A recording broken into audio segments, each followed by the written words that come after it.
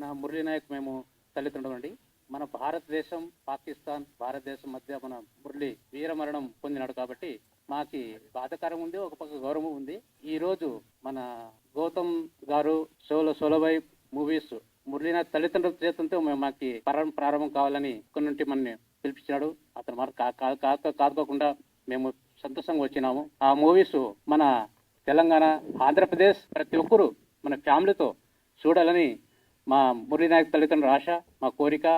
ఆ మూవీస్ బాగా హిట్ కావాలని మేము కోరుకుంటున్నామండి. థ్యాంక్స్. అమ్మగారు కూడా ఒక 2 మాటలు మాట్లాడాలి. ఎందుకంటే as men we can be very strong, అంటే మనం ఎమోషనల్లీ చాలా స్ట్రాంగ్ ఉంటాం, కానీ ఇలాంటి ఒక అమ్మ ప్రతి ఒక్కరికి ఉండాలి. ఎందుకంటే ఒక్కడే కొడుకు, 2-3 పిల్లలు కూడా లేరు వీళ్ళకి. 25 ఏళ్ళ కొడుకు, అంటే నాకంటే కూడా ఇక్కడ ఉన్న ఎంతో మంది కంటే కూడా వయసులో చిన్నవాడు.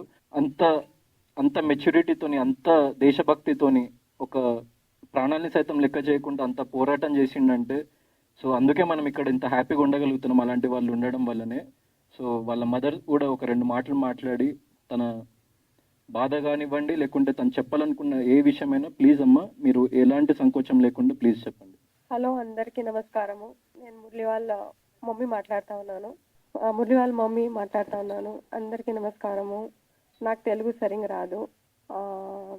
అయితే నేనేం కోరుకుంటున్నానంటే, తెలంగాణ, ఆంధ్రప్రదేశ్ ఈ సినిమా మాకు నా కొడుకు అంటే వాడే ఉన్నాడు. నా కొడుకు లేడు కాబట్టి ఇదే కొడుకు నాకు కోరుకుంటా ఉన్నాను.